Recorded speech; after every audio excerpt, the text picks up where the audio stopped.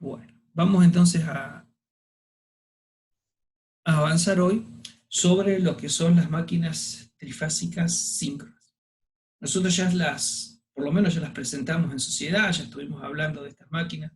Cuando empezamos a ver las máquinas trifásicas, nosotros en ese momento hicimos la clasificación entre las máquinas síncronas y las máquinas asíncronas. Y hasta ahora, salvo el primer tema, que es común, que fue con el tema que arrancamos, estas máquinas, que es campo rotante, el resto nos hemos dedicado a estudiar a la máquina en su funcionamiento como asíncrono.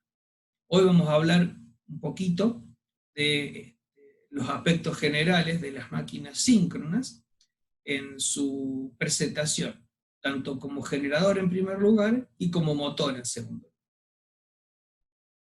La máquina síncrona es una máquina que perfectamente puede llegar a ser utilizada tanto como motor como generador. Tengo acá los muchachos un poco enterados. Entonces, estas máquinas en lo que son sus aspectos constructivos, básicamente lo que es la parte del estator es exactamente igual que una máquina asíncrona. Es decir, que en lo que es la carcasa y el arrollamiento estatórico, nosotros no vamos a encontrar ningún tipo de diferencia, más que encontrar un devanado trifásico con cada una de estas bobinas desfasadas 120 grados eléctricos una respecto a la. También vamos a encontrar un núcleo de chapas laminadas, prensadas y aisladas entre sí por los mismos motivos que nosotros podíamos encontrar en los transformadores cuando hacíamos los núcleos laminados. De esa manera vamos a reducir lo que son las pérdidas en el día.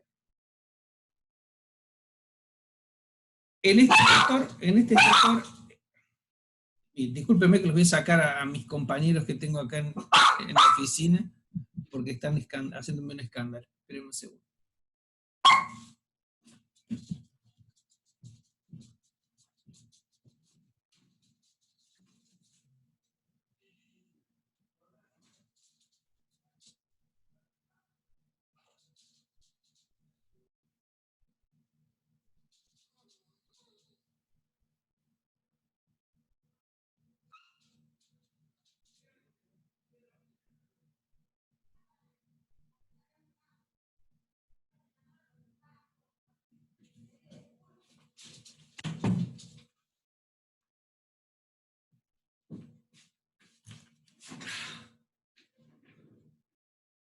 Bueno, chicos, acá estoy de nuevo.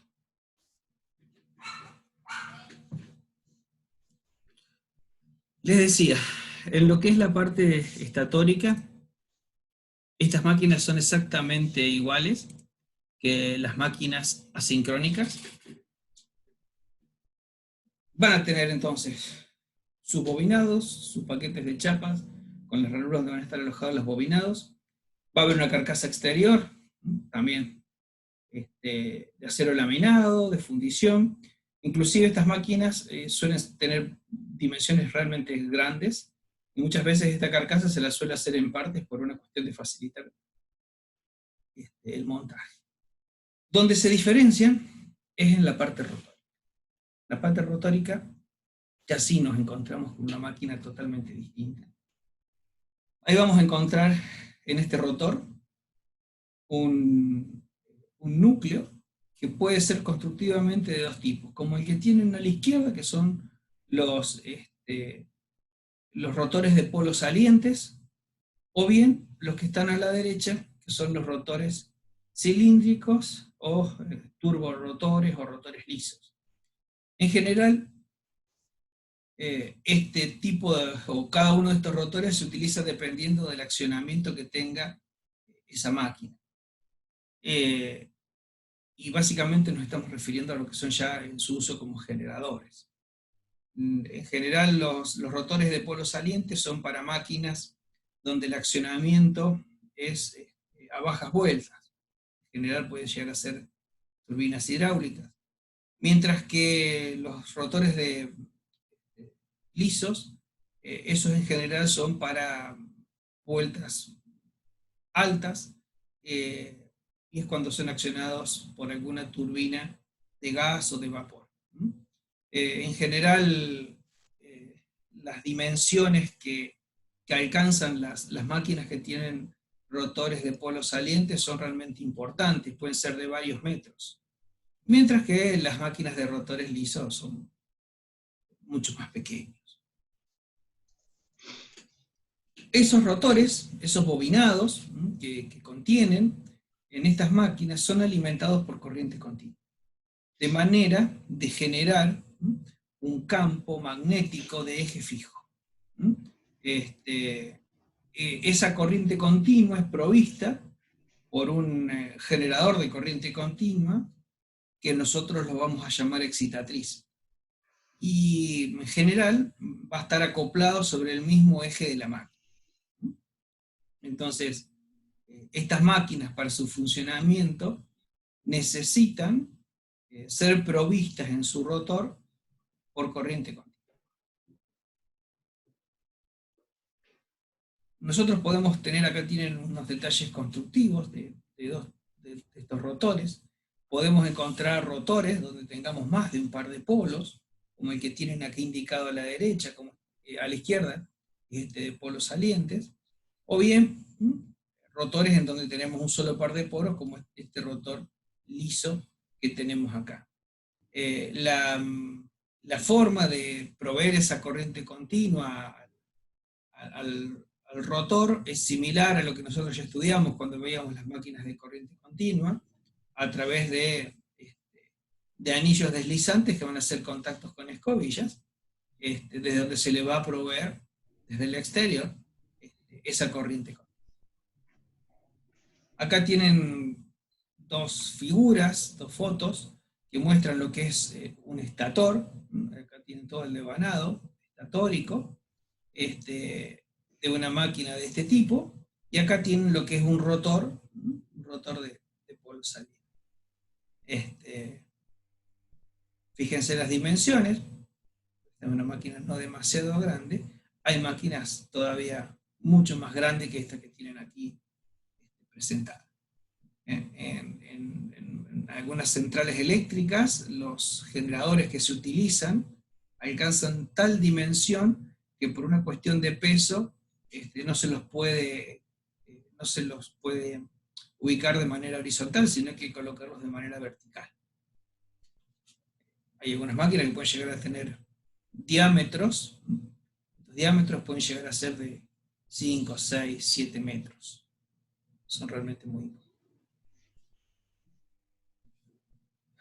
Bueno, veamos cómo esta máquina funciona en el caso de que nosotros la utilizáramos como generador. Ya dijimos que nosotros vamos a tener un grupo motriz que va a ser el que va a accionar y que va a estar moviendo a nuestra máquina sincrónica. En el caso de ser un generador, es una máquina a la cual nosotros les vamos a estar adicionando una determinada potencia mecánica en el eje y vamos a recoger en los bornes una determinada energía eléctrica. También dijimos que en el rotor de esta máquina nosotros le tenemos que inyectar corriente continua y lo vamos a hacer a través de una excitatriz, que es ese generador de corriente continua que va a estar produciendo esa corriente que necesitamos. Y a través de las escobillas y los anillos rozantes, nosotros vamos a estar ingresando al rotor esa corriente.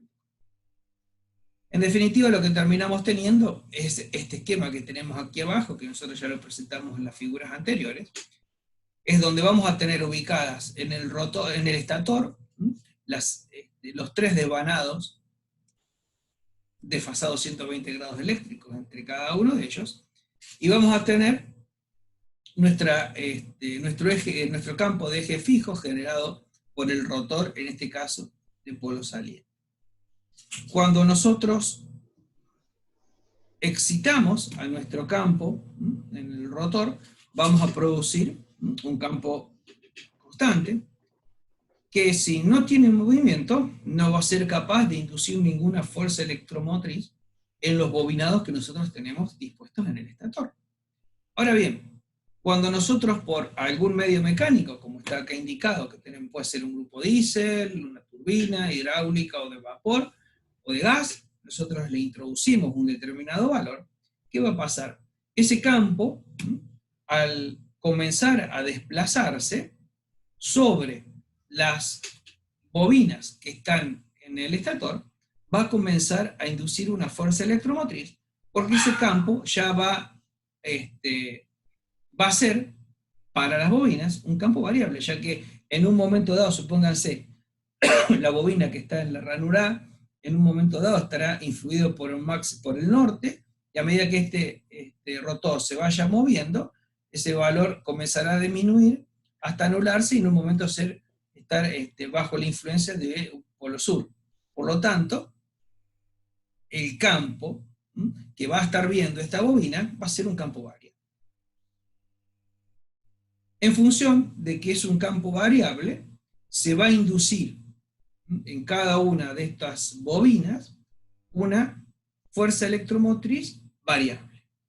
Esa fuerza electromotriz generada va a tener una determinada frecuencia. Nosotros ya estuvimos viendo cómo era en las máquinas de corriente, las máquinas asincrónicas, cómo calculábamos el valor de la frecuencia que nosotros teníamos de esos campos que se generaban en el estator.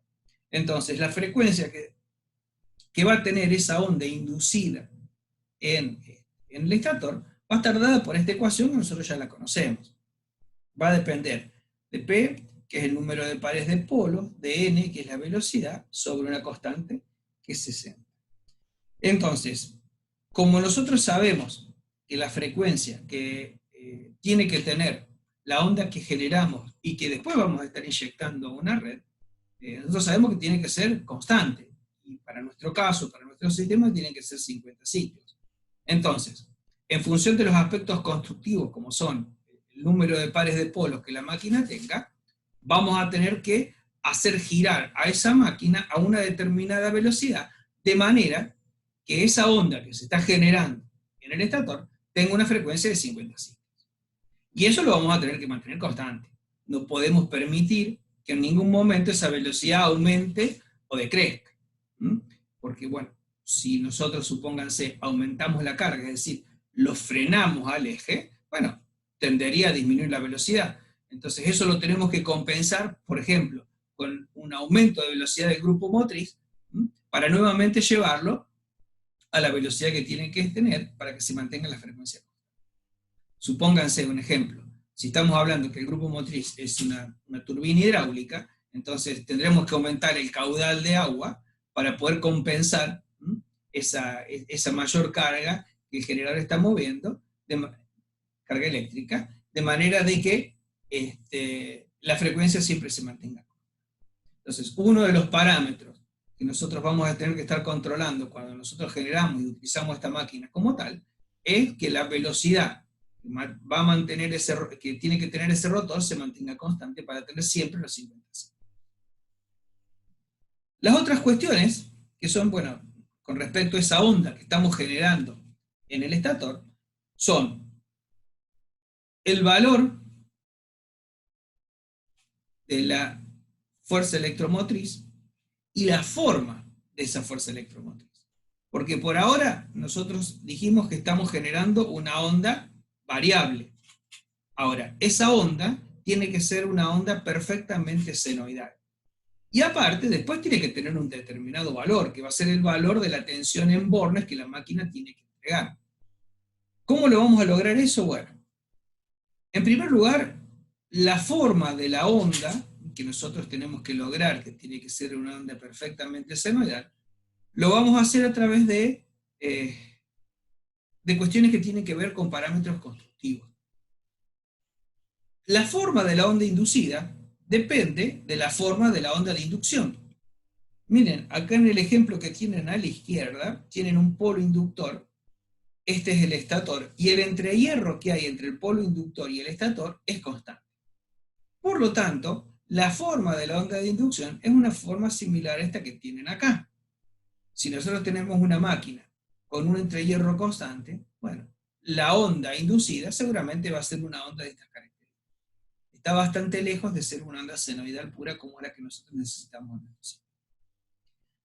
Ahora, si nosotros construimos un polo donde la cara del polo sea algo similar a lo que tienen aquí indicado, ya la onda que empezamos a inducir va tomando una forma de tipo senoidal. Entonces, de acuerdo a un entrehierro variable que nosotros podemos lograr, vamos a tener una onda de inducción lo más próximo a una onda senoidal. De manera que la fuerza electromotriz inducida sea la onda que nosotros estamos buscando. Eso quizás no lo terminemos de lograr solamente con la construcción o de la forma de la cabeza del polo o de esa variabilidad del entrehierro. Lo vamos a terminar de lograr después con técnicas en los arrollamientos que nosotros construimos en el estator. De manera que la onda después que se termine induciendo sea una onda perfectamente senoidal. Para eso hay unas técnicas, hay dos tipos de arrollamientos que dependen de las características que tenga la máquina, hay arrollamientos imbricados, ondulados, y después empezamos a jugar con algo que se llaman los pasos de bobina, de manera que haya pasos acortados en determinados valores. Es toda una técnica en la construcción de las máquinas que acompañada con la forma de la onda de inducción, nosotros logramos producir en el estator una onda senoidal. Entonces, ya dijimos, por un lado tenemos lo de la frecuencia, tenemos lo de la forma de onda, y lo último que nos queda por ver es cómo logramos después que esa onda, que ya tiene una determinada frecuencia, ya tiene una determinada forma de onda, bueno, tenga un determinado valor de amplitud, que es el valor de la fuerza, de la tensión en definitiva que voy a tener en borde. Eso lo voy a lograr con el valor del campo de inducción, que es el valor del campo que yo estoy teniendo en el rotor, que es el que está induciendo sobre el estator. Entonces, para eso utilizamos una curva similar a esta que está acá, que se llama curva de vacío de un generador, en donde vamos a tener en este eje las corrientes de inducción y en este eje la fuerza electromotriz inducida. Entonces, nosotros podemos determinar para un determinado valor de corriente de excitación, un determinado valor de fuerza electromotriz inducida. Entonces, iremos aumentando la excitación hasta lograr el valor de tensión que nosotros necesitamos o estamos buscando que esta máquina tenga. Siempre se trata de trabajar en estas máquinas en la parte de la curva donde hay linealidad. Ya a partir de un punto como el que les estoy señalando en adelante, ya se produce saturación y deja de ser lineal el circuito ferromagnético sobre el cual estamos trabajando. Por lo tanto, siempre se trata de trabajar con valores de inducción dentro de la curva donde haya linealidad, de manera que no tengamos demasiada. Entonces, con respecto a esta máquina, nosotros ya podemos entender cómo logramos, primero, producir una onda alternada, y segundo, que esa onda alternada tenga la frecuencia que nosotros querramos, tenga la forma que nosotros necesitamos, y tenga el valor de tensión en bornes deseados. Entonces, de esta manera nosotros construimos y desarrollamos y operamos a un generador de corriente alta. Este es el principio que puede valer tanto para un generador pequeño como para una máquina de varios megas de potencia. Bien. ¿Cómo vamos hasta acá? ¿Se entiende?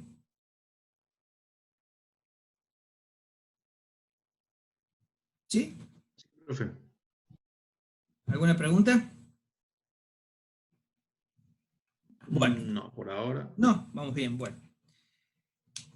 Entonces, como ustedes entenderán, en los sistemas eléctricos nosotros no tenemos solamente un generador, tenemos muchos generadores. Antiguamente nosotros teníamos sistemas aislados donde había un solo generador para una determinada cantidad de consumos, y con eso bueno, nos manejábamos. Obviamente que ese es un sistema que no es fiable, con el tiempo esos sistemas se fueron dejando de utilizar y se empezaron a utilizar todos sistemas interconectados entre sí. Es decir, ya vamos a estar estudiando nosotros más adelante, cuando veamos la parte de mercado eléctrico y demás, cómo trabajan estos sistemas. Pero básicamente, nosotros hoy en día tenemos todos sistemas interconectados, todos estamos aportando, los generadores están aportando energía a un sistema, y desde ahí todos los consumidores, nosotros lo que hacemos es engancharnos y consumir energía. Ustedes recuerden que nosotros tenemos un problema con la corriente alterna. El problema con la corriente alterna es que no la podemos acumular. Nosotros la tenemos que generar en el momento que se la necesita, que se la demanda. Por lo tanto, habrá algunos momentos en los cuales la demanda es alta y en otros momentos la demanda es baja.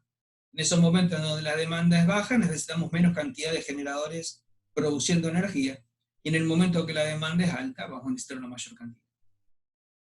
El hecho de que tengamos muchas máquinas conectadas sobre un mismo sistema implica que nosotros las debemos acoplar a estas máquinas en lo que se llama paralelo.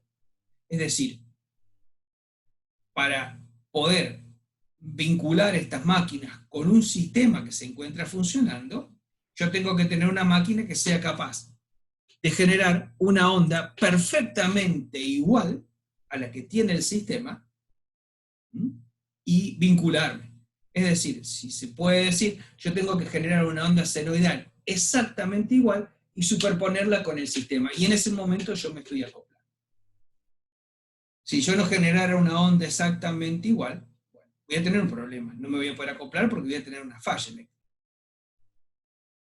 Si yo tengo una diferencia de fases, una diferencia de amplitud o una diferencia de frecuencia, no hay posibilidad de lograr un acoplamiento eléctrico. Entonces, para verificar y para que se cumpla, que yo pueda acoplarme en paralelo, voy a tener que verificar algunas condiciones como son las que tienen ahí marcadas. Igualdad de frecuencias, igualdad de los valores de fuerzas electromotrices y que las tensiones de fases, primero que tengan el mismo sentido de rotación y aparte que tengan los mismos valores y que no estén angularmente desfasadas. Entonces, si yo cumplo con todas estas condiciones, yo puedo acoplar la onda que estoy generando a un sistema cualquiera. Para entender esto, para ver esto, bueno, vamos ahora a ver dos grafiquitos que nos describen básicamente cómo es este funcionamiento. Este primero que tienen acá es algo muy sencillo, muy rudimentario, que se utilizó en los primeros tiempos, que nos da una gran aproximación de cuándo era el momento en que mi onda generada era una onda muy similar a la onda que tenía el sistema al cual yo me quería acoplar. Y fíjense, tienen en la parte superior lo que es la red de energía, en la parte inferior lo que es el generador. Después tienen un voltímetro que está vinculando a las mismas fases del generador y de la red. Después tienen dos voltímetros más que están tomando sobre las fases homólogas del generador y de la red. Y después tienen dos lámparas más que están conectadas sobre fases opuestas. Entonces, yo les decía, que este sistema me permitía tener con gran aproximación una idea de cuándo era el momento en el cual yo podía cerrar este seccionamiento que está acá y acoplarme a la red que se encontraba en funcionamiento.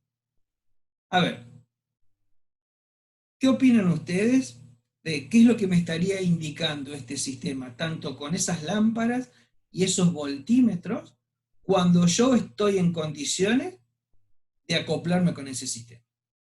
En función de esas condiciones que recién yo les mencioné que debíamos cumplir. ¿Alguien se da cuenta? ¿Alguien me podría tirar una idea? Para mí, cuando no hay diferencia de potencial, ahí, por ejemplo, en la red, en la R, En no marcaría este nada. voltímetro. Sí, claro, Bien. no habría, no habría diferencia de potencial, creo yo. Bien. ¿Y qué más? Porque ahí chequeaste una fase.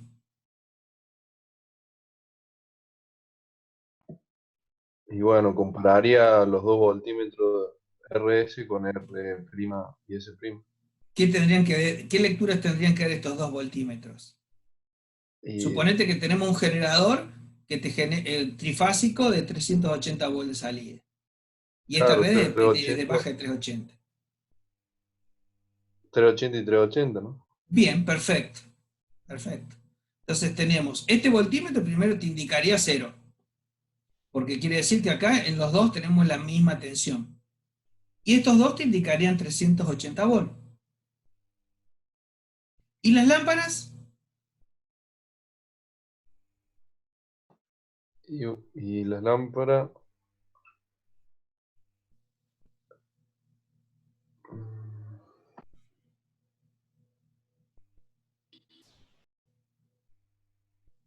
y bueno, las lámparas, si en la R hay diferencia de potencial, tendría que estar prendida. Y cuando se apague, ahí, ahí estaría listo para conectar la R, por ejemplo, creo Bien, yo. o sea que en el momento que recién vos me decías que el voltímetro de la R indica cero, esa lámpara debe estar apagada. Claro. ¿Y las otras dos? Ahí te digo.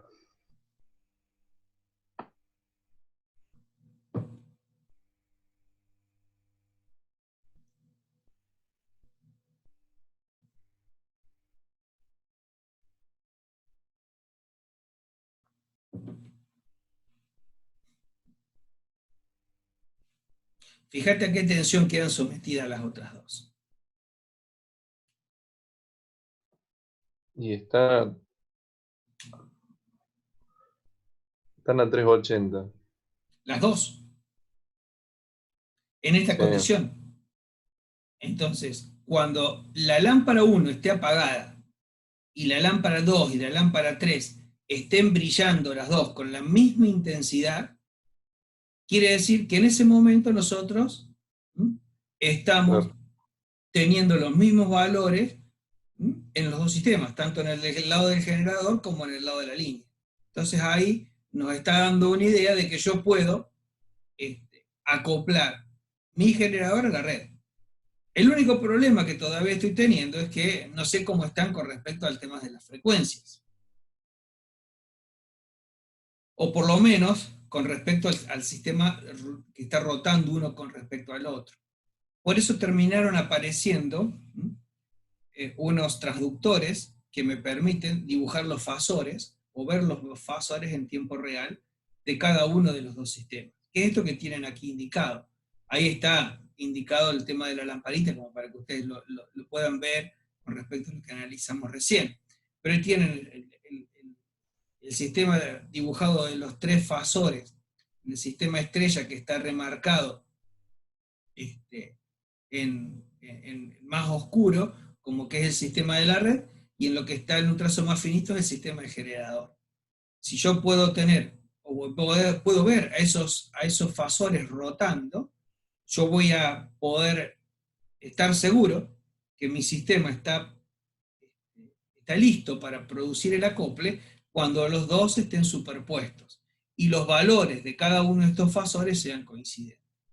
Si eso pasa, fíjate, la lámpara 1 va a estar apagada porque no tiene tensión, mientras que las lámparas 2 y 3 van a estar brillando de la misma manera porque tienen aplicada a cada uno de ellas la tensión de fase, de línea, perdón. ¿Se entiende? De esta manera, yo logro acoplar a un generador, a un sistema o a una red que ya la tengo generando sobre la cual están muchos generadores acoplados.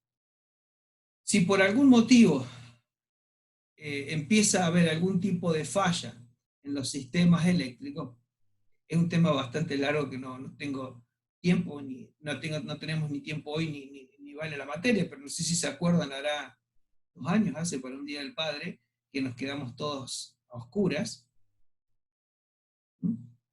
Eso fue porque nuestro sistema eléctrico perdió la estabilidad. Perder la estabilidad significa que las máquinas que están aportando al sistema ya no lo hacen más en sincronismo. Empiezan a manejar otros tipos de velocidades y pierden frecuencias. Entonces, el hecho de que nosotros no podamos mantener la estabilidad, las máquinas que están generando sobre el sistema empiezan a desconectarse.